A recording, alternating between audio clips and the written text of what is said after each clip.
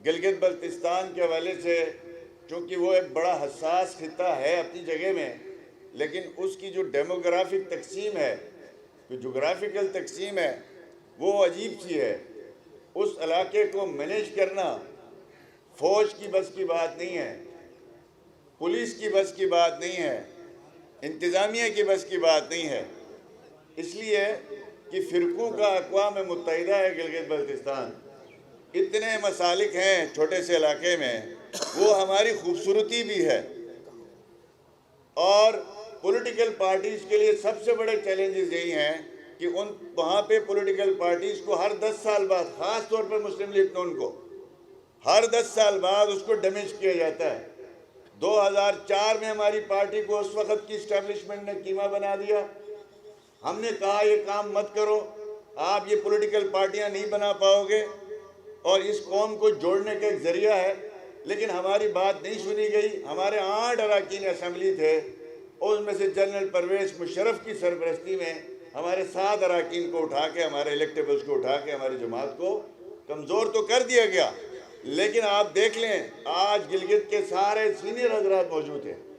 2004 میں 5 میں گلگت بلتستان میں فسادات شروع ہوئے، اور اس کے بعد 2013 تک 450 افراد کا قتل عام ہوا۔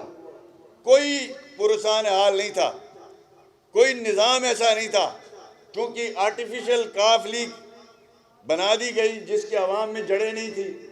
الیکشن ہوتا ہے، اس الیکشن میں 24 حلقوں میں کاف لیگ بندے کھڑے کرتی ہے، اس میں سے 20 میں وہ ہار جاتے ہیں، 4 ٹوٹل سیٹیں ملتی ہیں، اور اس میں 12 آزاد ارکان جیتتے ہیں، ان کو ملا کے وہاں پہ گورنمنٹ بنائی جاتی ہے۔ اب اس کے بعد مسلم لیگ نون نے اثر نو دوبارہ کوشش کی۔ 2015 میں الحمدللہ ہم نے 2009 میں جماعت دوبارہ ہماری کھڑی ہوئی۔ 2015 میں قائد محترم نواز شریف صاحب کی ویژن کے مطابق وہاں ہماری پارٹی کو 2/3 میجورٹی ملی۔ تاریخ میں پہلی دفعہ، یہ امن ویسے نہیں آتا، یہ پیس ویسے نہیں آتا۔ اس کے لیے جو سیاسی جماعت، ایک تو اس جماعت کا بانی وہاں شہید سیف الرحمان نے اپنی جان کا نذرانہ دیا، وہ شہید امن کہلایا جاتا ہے۔ پھر اس کے بعد آپ دیکھ لیں 2009 سے ہماری جماعت نے گلگت سے لے کے بلتستان تک ہر جگہ میں ہم نے کوشش کاوش کی، اور ہماری جماعت 2015 میں واحد جماعت ثابت ہوئی جس نے مسلم لیگ نون کے ٹکٹ پہ اہل تشیع بھی منتخب ہو کے آئے، اہل سنت بھی منتخب ہو کے آئے، نور بخشی بھی منتخب ہو کے آ گئے، اسماعیلی بھی منتخب ہو کے آ گئے۔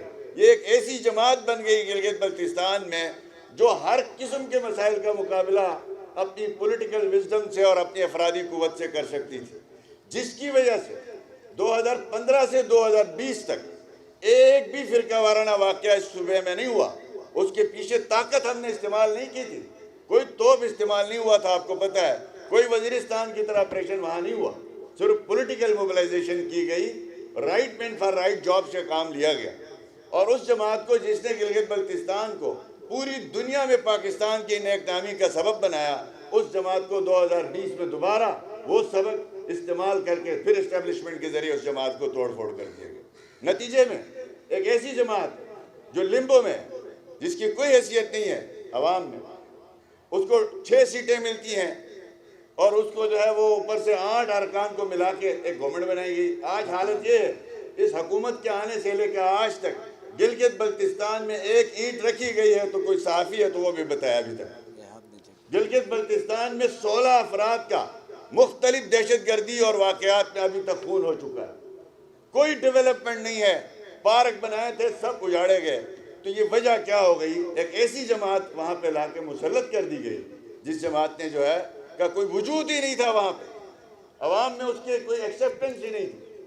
تو یہ اس صوبے کے ساتھ آلریڈی محرومیوں کے شکار تھا، اوپر سے ایک ایسا ٹولہ مسلط کر دیا گیا جنہوں نے 4 سال میں پاکستان کا بیڑا غرق کر دیا، 4 صوبوں کا، اور ساتھ آ کر گلگت بلتستان کا بھی کریں۔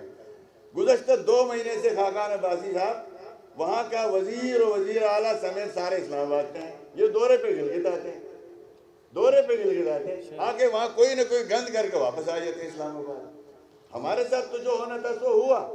آج گلگت کے عوام کو یوکرائن کی گندم کھلائی جا رہی ہے، جو یوکرائن میں بین کی گئی تھی وہ پاکستان میں خریدی گئی، یہاں کسی صوبے کو نہیں دی گئی، وہ گندم گلگت بلتستان میں پھینکی گئی ہے۔ آج لوگ وہاں پیٹ کی بیماریاں اور پتہ نہیں کن کی مشکلات کے شکار ہیں۔ تو ایسے میں دوبارہ مسلم لیگ نون نے عہد کیا، ہم اپنی جماعت کو دوبارہ سے ان لوٹوں کو نہیں لیں گے جنہوں نے برے وقت میں ہماری جماعت کے ساتھ غداری کی۔ اللہ کا شکر ہے آج ان سب نے ایڑی چوٹی کا زور لگایا۔ جو وزیر ہماری پارٹی چھوڑ کے گئے تھے خاقان صاحب، ان میں سے ایک بھی نہیں جیتا، وہ سب ہار گئے۔ آج وہ سب منتیں ترلے کر رہے ہیں، لیکن ہماری پارٹی کا قائد کا فیصلہ تھا ایسے لوگوں کو نہیں لینا ہے، تو ہم نے نئے ساتھیوں پہ کام شروع کیا۔ آج الحمدللہ 24 میں سے 21 حلقوں میں ہمارے پاس مضبوط ترین کینڈیڈیٹ نئے کریکٹر کے لوگ موجود ہیں الحمدللہ، اور انشاءاللہ اسی کے ذریعے آگے بڑھنا چاہتے ہیں۔ آج اسی موقع پہ الحمدللہ جاوید حسین صاحب ایک بہت بڑی گلگت بلتستان میں پولیٹیکل ایک شخصیت ہیں، ایک سٹرگل کی ہے گراس روٹ لیول سے، اور اس کے بعد پچھلی اسمبلی میں یہ ممبر رہے، ہماری بھرپور اپوزیشن کی ہے انہوں نے۔ ایون شاہد خاقان عباسی صاحب جب گلگت بلتستان کو امپاورمنٹ کرنے کے لیے آئے تھے تو اس وقت سب سے زیادہ شور بھی جاوید صاحب نے منایا تھا اس وقت۔ تو آج خوشی کی بات یہ ہے کہ یہ خود بھی ہماری جماعت کا حصہ ہو گئے ہیں۔ دوسری طور پر ایک بزنس مین ہے، ایسا نہیں ہے کہ وراثتی کوئی بزنس مین ہے، اپنی محنت سے انہوں نے ایک بزنس کمیونٹی میں اپنا نام بنایا، اور Gilgit Baltistan chamber of commerce کے پریزیڈنٹ رہے، ایف پی سی سی آئی کے وائس پریزیڈنٹ رہے، اور آج الحمدللہ ایک عرصے سے نگر ضلع ایسا ہے، میں نے جو تھوڑی سی تمہید باندھی وہ اس میں گزارش کا مقصد یہی تھا کہ اس ضلع میں نگر میں 100% اہل تشیع ہیں۔ اب اگر وہاں ایک تاثر پیپلز پارٹی نے ایسا پھیلایا ہوا ہے کہ مسلم لیگ جو ہے وہ سنیوں کی جماعت ہے، پیپلز پارٹی شیعوں کی جماعت ہے، یہ جماعت ایسی جماعت ہے پیپلز پارٹی بدقسمتی کے ساتھ، وہ سندھ میں جا کے سندھو کارڈ استعمال کرتی ہے، سرائکی میں جا کے سرائکی کارڈ یوز کرتی ہے، سنیوں میں جا کے سنی کارڈ یوز کرتی ہے، شیعوں میں جا کے شیعہ کارڈ یوز کرتی ہے، لیکن سب سے پاکستان میں لبرل جماعت پھر بھی وہی کہلائی جاتی ہے۔ افسوس یہ بات، آج جاوید صاحب اس کے ساتھ ہمارے اسماعیل صاحب پیپلز پارٹی کے درینہ ساتھی تھے، چیمبر آف کامرس کے وائس پریزیڈنٹ ہیں، وہ تشریف لائے ہیں، مسلم لیگ نون میں باضابطہ شمولیت اختیار کر رہے ہیں۔ شکور صاحب جو ہمارے N53 میں، اکبر خان صاحب جو اسلام آباد بیس ہیں، پی ٹی آئی نے اس کو یہاں بیت المال کا کوارڈینیٹر بنایا تھا، لیکن ہے ہمارے علاقے کے، یہ بھی آج ہماری جماعت میں شامل ہو رہے ہیں۔ تو انشاءاللہ تعالی محترم جاوید صاحب کی شمولیت کے لیے ہماری جماعت کے بہت سے ساتھیوں نے ان سے بات چیت کی، وہ پیچھے جا کے بیٹھ گئے ہیں، شاید یہ حوالے کر کے بھاگ رہے ہیں۔ اورنگزیب صاحب منسٹر، اورنگزیب ہمارے منسٹر اللہ صاحب بیٹھے ہیں، ان کی پوری ٹیم ہے، شمس صاحب وغیرہ، ان کو بھی ہم مبارکباد پیش کرتے ہیں۔ محترم جعفر اللہ صاحب بیٹھے ہیں، فرمان صاحب، ہمارے بہت سے ساتھی بیٹھے ہیں۔